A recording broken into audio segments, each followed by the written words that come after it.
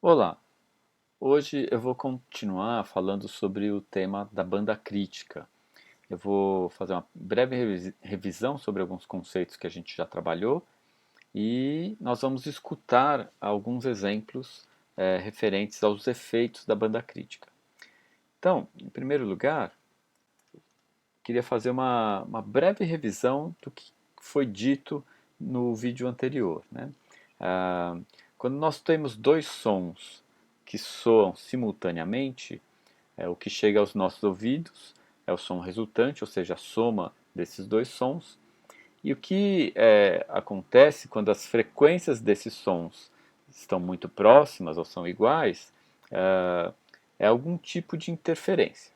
Então, aqui nesse quadro, a gente tem um resumo dessas interferências. Rapidamente, eu vou falar rapidamente sobre elas, mas quem quiser ver com mais detalhe, é só olhar o vídeo anterior. Então, o primeiro estágio é o uníssono.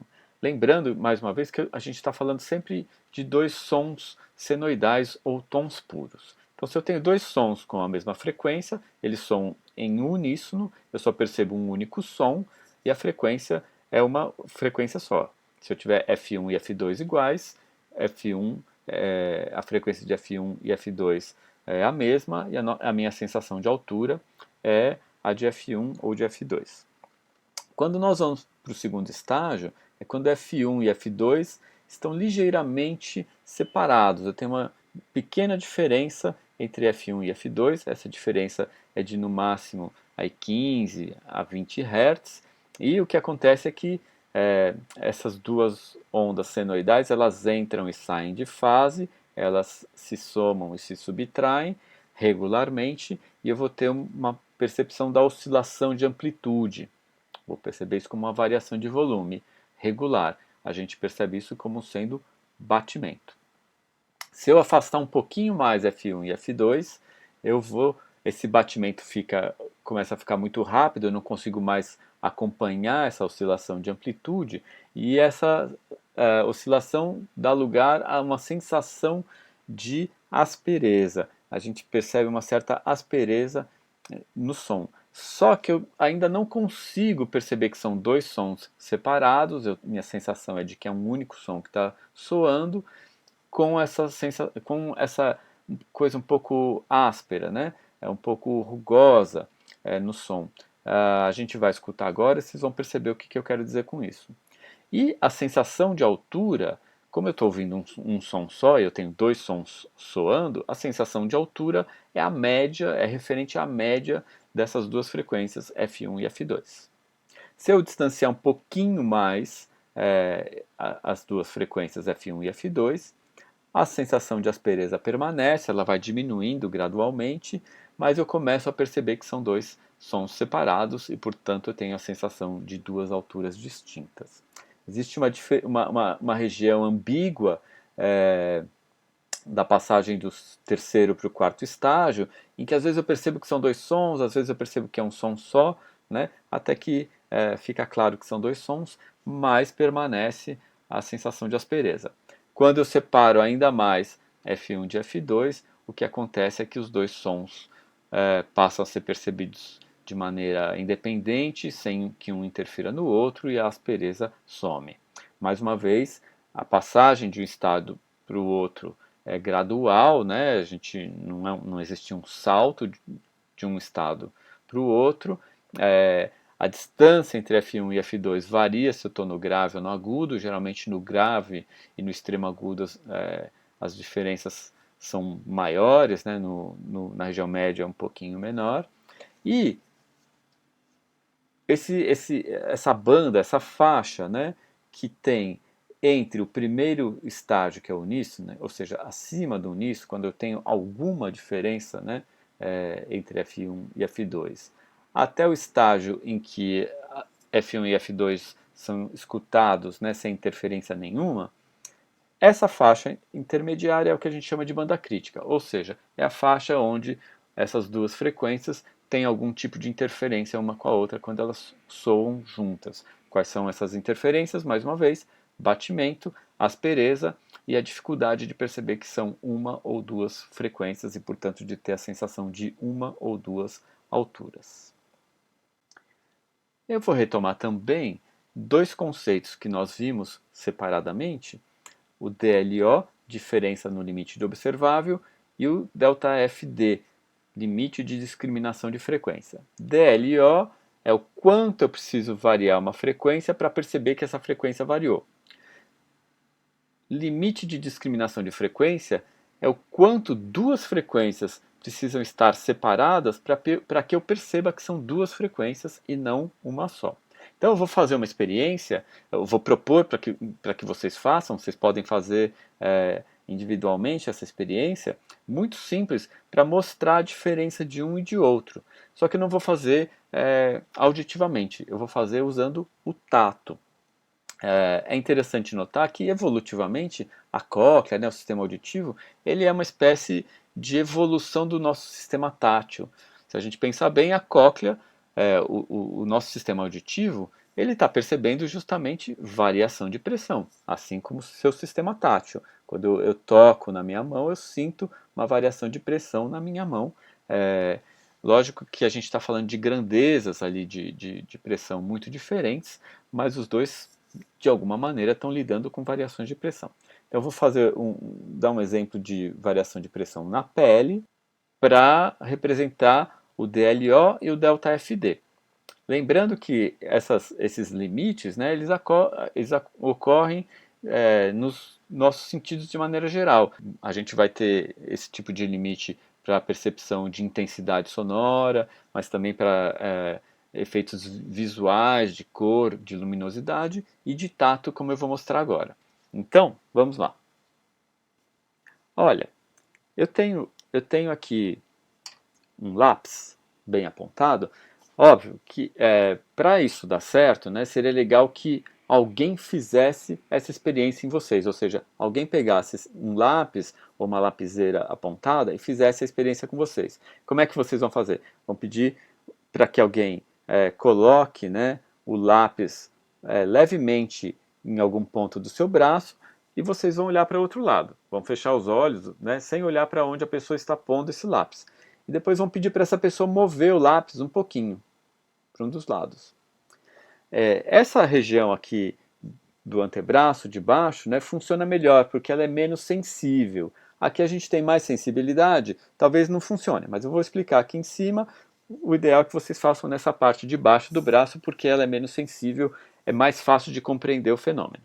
Mas se vocês não estiverem olhando, né, e a pessoa colocar um lápis aqui e depois mover um pouquinho para cá, é muito difícil perceber se houve mudança de lugar.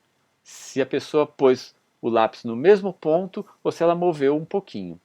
Isso funciona, né, para um certo limite. É óbvio que se ela colocar aqui e aqui, vocês vão ter certeza que houve uma mudança. Mas pequenas mudanças de meio centímetro, de 1 centímetro, às vezes de 1,5 cm, vai depender em que região da pele você colocar, né? Aqui embaixo essas mudanças tendem a ser maiores, aqui um pouco menores, mas vocês vão ver que vai ter um espaço ali, um raio entre o primeiro toque e o segundo toque, que você não consegue ter certeza se houve mudança ou não da onde a pessoa encostou o lápis. Isso aí é o seu DLO, diferença no limite do observável do tato. Né? Quanto eu preciso variar aqui na posição para perceber que houve uma variação. Na audição é a mesma coisa. Quanto eu preciso variar a frequência para perceber que houve uma variação de frequência.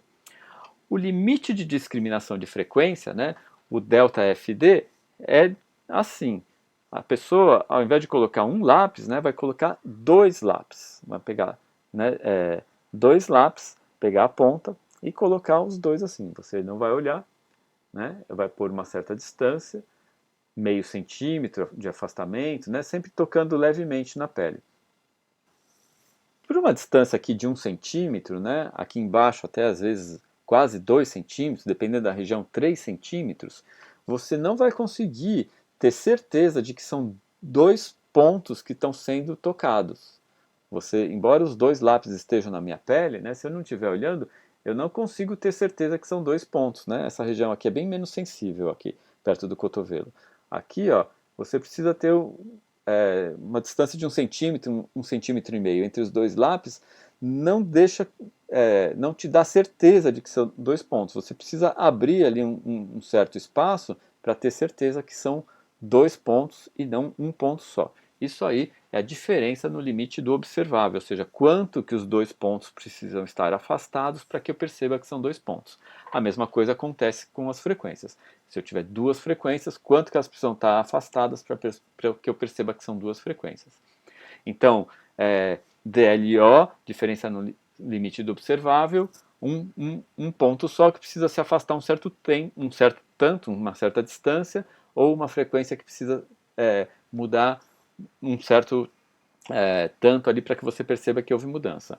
Delta FD, limite de discriminação de frequência, o quanto que duas frequências precisam estar afastadas para que eu perceba que são duas frequências e não uma só, ou quantos 2 pontos precisam estar afastados para que eu perceba aqui tatilmente que são 2 pontos e não um ponto só. Bem, agora vamos tentar escutar um pouco tudo isso, né? Neste gráfico eu tenho 3 ondas, uma vermelha, uma amarela e essa cheia em azul, né? Ela é a soma das duas outras ondas senoidais, tá?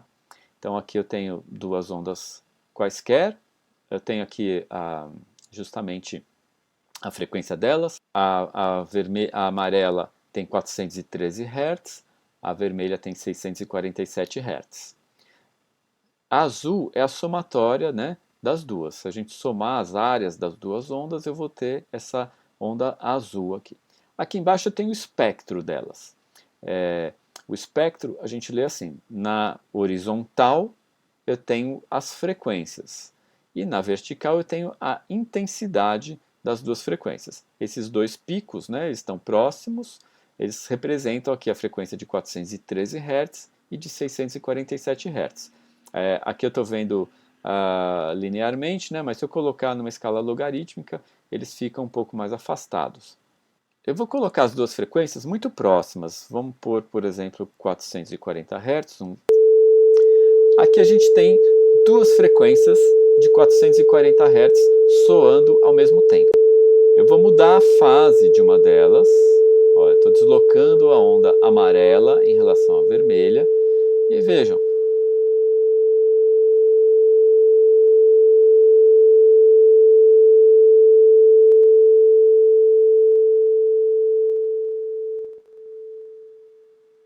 Aqui elas estão completamente fora de fase. O que acontece? A parte positiva da onda amarela, ela quando ela é somada com a parte negativa da onda vermelha e as duas se anulam. A onda azul, ela se anulou completamente, eu não escuto nada.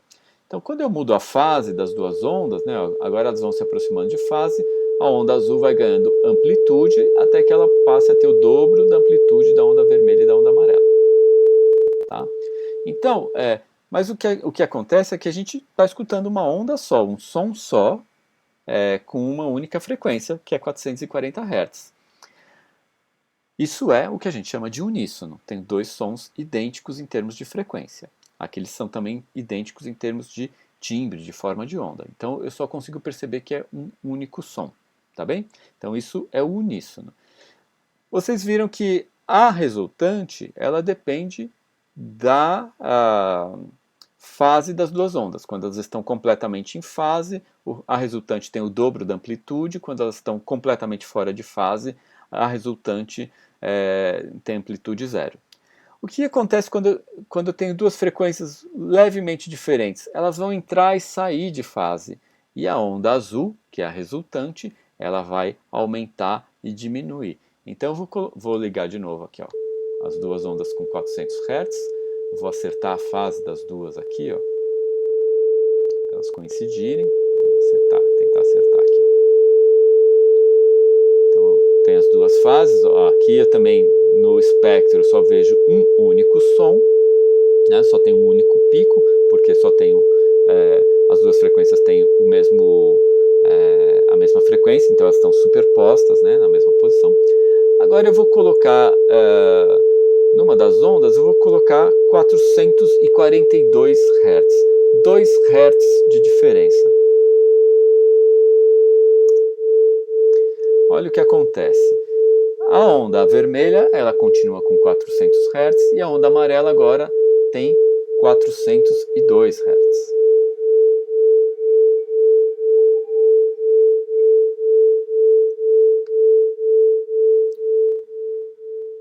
Dá para perceber que a onda azul, ela agora ela fica oscilando de amplitude. A amplitude aumenta e diminui. Porque a onda vermelha e a onda amarela estão entrando e saindo de fase. Com qual frequência? 2 Hz, que é a diferença das duas frequências. Então a frequência deste fenômeno, que a gente chama de batimento, é 2 Hz, que é a diferença de F1 e F2, a diferença entre a onda vermelha e a onda amarela. Se vocês notarem, ó, se vocês notarem, eu vou aumentar um pouquinho o volume, a gente percebe um único som, embora sejam dois sons. Um único som a gente vai perceber com uma única frequência, olha.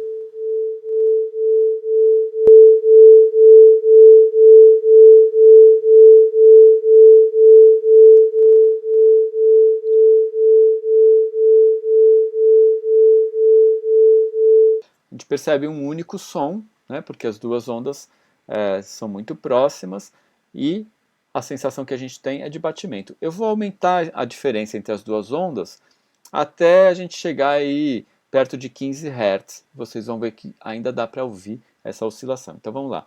A gente vou começar com 1 Hz e vou subir até 15 Hz. Aumentar um pouco o volume aqui.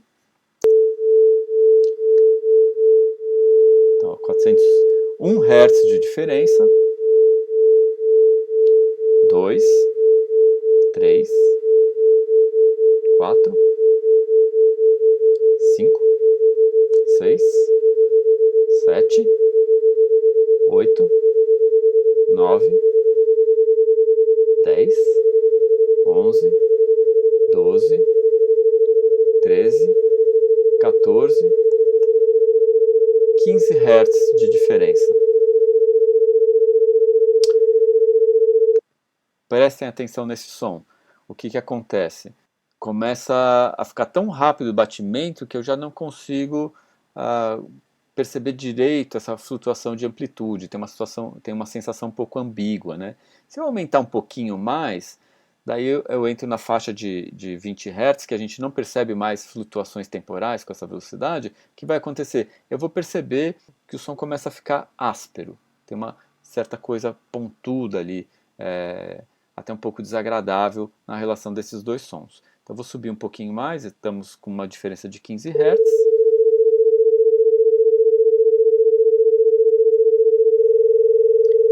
20 Hz de diferença. 25. 30 Hz de diferença. Dá para perceber? Tem uma rugosidade, né, nos dois sons. E eu vou desligar um e outro. Vamos ver o que acontece, olha. Vou desligar. Aqui a gente tem só a onda 1. E aqui só a onda 2. E aqui as duas ondas. Veja, a sensação é de que é um som só. Se a gente prestar atenção, algumas pessoas começam a conseguir ali discriminar que são dois. Mas aparentemente, se a gente não prestar muita atenção, é um som só. A gente está percebendo a média das duas frequências, né? Eu tenho 440 Hz e 470 Hz. A gente vai estar ouvindo aí por volta de 455, mais ou menos. Vou fazer um teste para ver o que acontece. Eu vou ligar os dois sons, a gente vai ouvir essa rugosidade, e vou desligar primeiro o 470 Hz. Então a gente vai estar ouvindo 455, que é a média dos dois.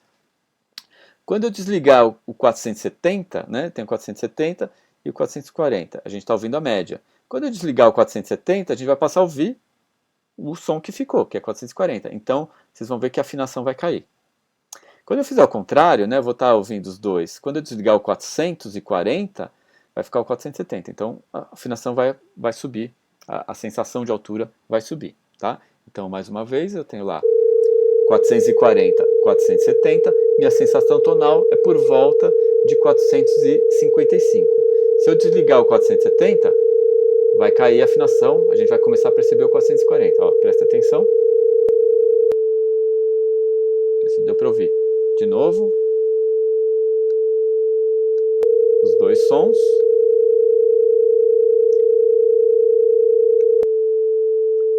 Dá para ver que cai um pouco a sensação de altura. Eu vou fazer o contrário.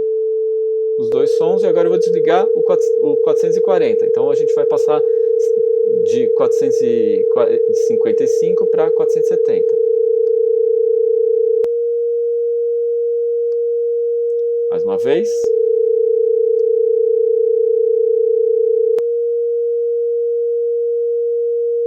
Tá? Então a gente está percebendo a média das duas. Quando eu desligo um dos sons, a nossa sensação passa a ser referente ao som que permaneceu. Tá? Então, mais uma vez, a gente só escuta um som, mais a média das duas frequências. Isso vai acontecer também lá no batimento. Eu vou agora distanciar mais os dois sons. Para ligar os dois.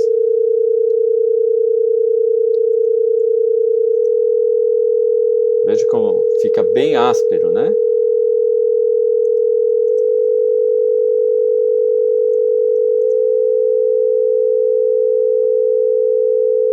Veja que aqui é muito claro que são dois sons, né? A gente prestar atenção, agora eu não tenho mais essa sensação de altura. Se eu desligar um e outro, ainda tem essa... Parece que sobe ou desce, né? Desliguei um. Né? Mas não é tão presente como no outro caso. Porque agora eu já começo a ouvir os dois sons separadamente. Então eu estou lá no meu acima do limite de discriminação de frequência. Eu estou conseguindo perceber que são dois sons com duas alturas. Né? Vou ligar e desligar um e outro para a gente ver quais são as duas alturas. Essa é a mais grave, né? O 440 Hz.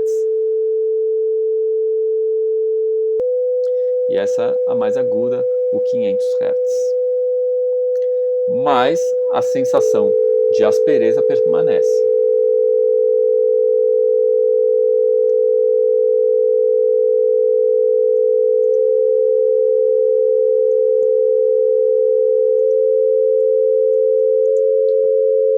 Veja que a sensação de aspereza, né?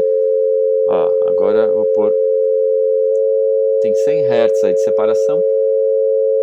A sensação de aspereza praticamente desapareceu. Né? Eu escuto os dois sons separadamente. Deixa eu desligar aqui para ficar mais fácil de entender.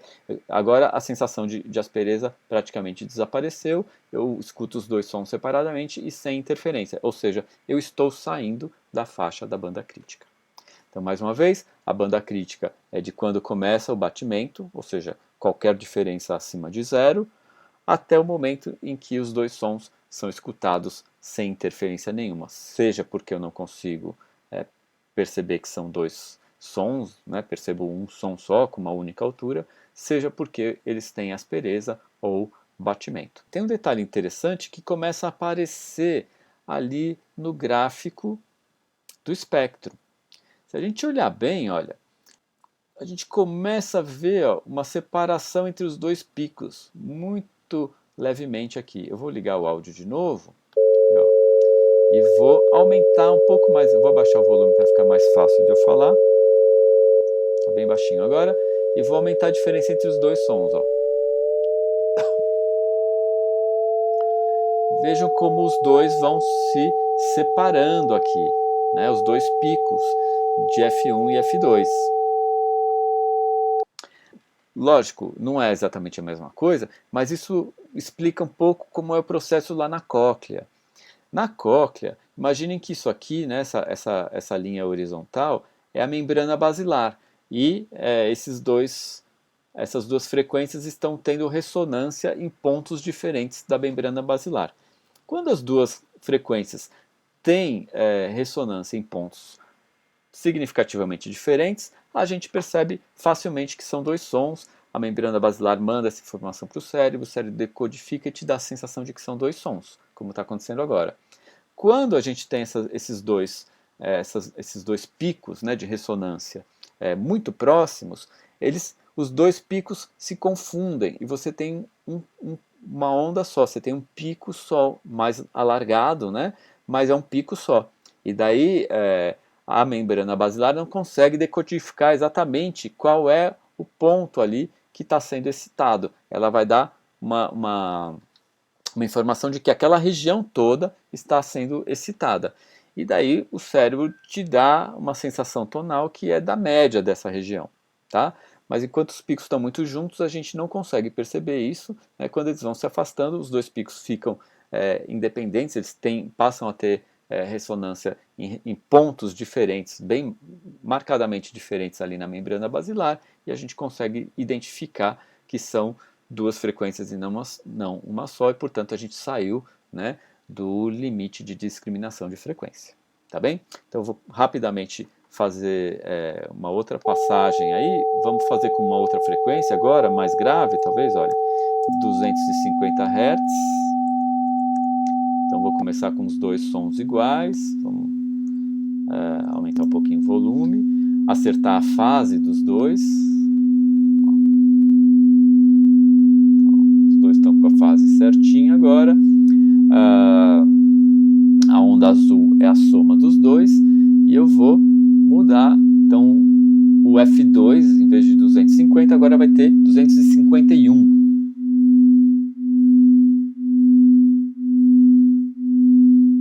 Legal, batimento de 1 Hz. Vou subir rapidamente a frequência, 2 Hz, 3, 5 Hz. Veja, é difícil perceber, a gente percebe um único som.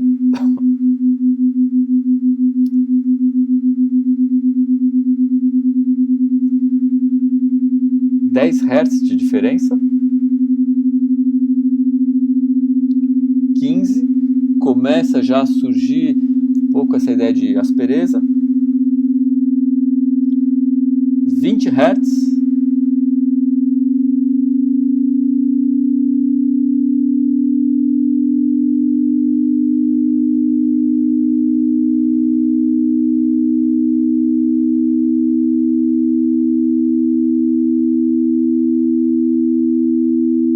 Aqui eu já percebo, olha. Aqui eu tenho, vamos pôr aqui 310, 60 Hz de diferença. Eu já percebo, a aspereza ainda está lá, mas eu já percebo que tem dois sons separados, né? Prestem atenção. A média, a percepção de altura é a média dos dois, vou desligar um deles. O grave está aqui, o agudo está aqui, os dois estão aqui. Percebo os dois sons separadamente, já saí do limite de discriminação de frequência, mas tem um pouco de aspereza ainda.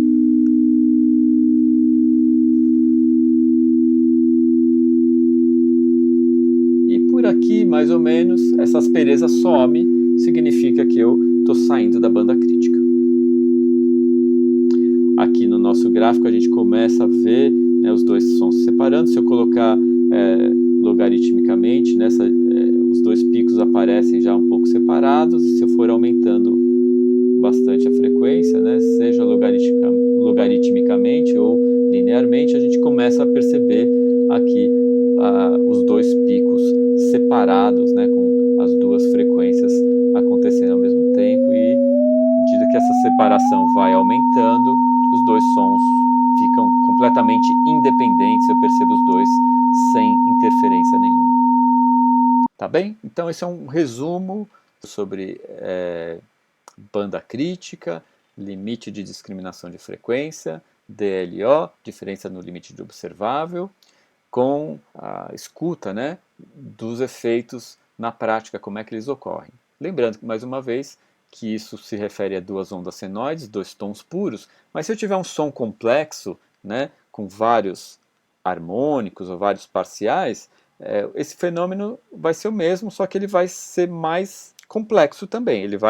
A gente vai ter relações entre cada par, né, de parcial que existe ali naquele som, ou em vários sons, se a gente tiver vários sons acontecendo ao mesmo tempo, e esses efeitos, né, de rugosidade ou de batimento vão simplesmente se somar. Isso explica um pouco por que que alguns sons vão soar mais consonantes ou dissonantes, porque eles vão ter mais ou menos rugosidade. Vamos pensar dois sons em uníssono. Se eu tiver um som afinado, um som com uma altura definida, né, um som periódico, o que, que eu tenho? Tem uma série harmônica em que o primeiro harmônico, né, a relação do primeiro harmônico para o segundo harmônico é de uma oitava. Uma oitava está fora da banda crítica. Do segundo harmônico para o terceiro é uma quinta, está fora da banda crítica. Do terceiro para o quarto é uma quarta, está fora da banda crítica, pelo menos na região média. E assim por diante. Depois eu vou ter uma terça, que provavelmente está fora da banda crítica também. Então os primeiros harmônicos estão todos fora da banda crítica. Se eu tiver os dois sons em uníssono, eu não tenho rugosidade porque todos estão ali juntos, estão todos fora da banda crítica. Agora, se eu tiver um intervalo de segunda menor, por exemplo, então eu vou deslocar um pouquinho todos esses harmônicos, todos eles estão na banda crítica.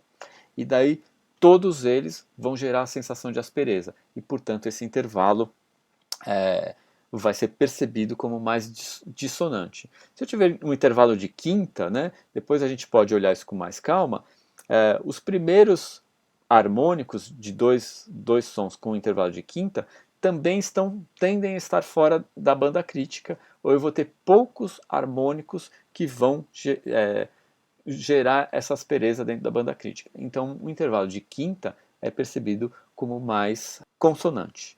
Então, intervalos que geram, né, mais atrito, vamos dizer assim, entre os seus parciais harmônicos, tendem a ser percebidos como sendo mais dissonantes. Intervalos em que você gera menos atrito, você tende a perceber esses intervalos como sendo mais consonantes. Tá bem?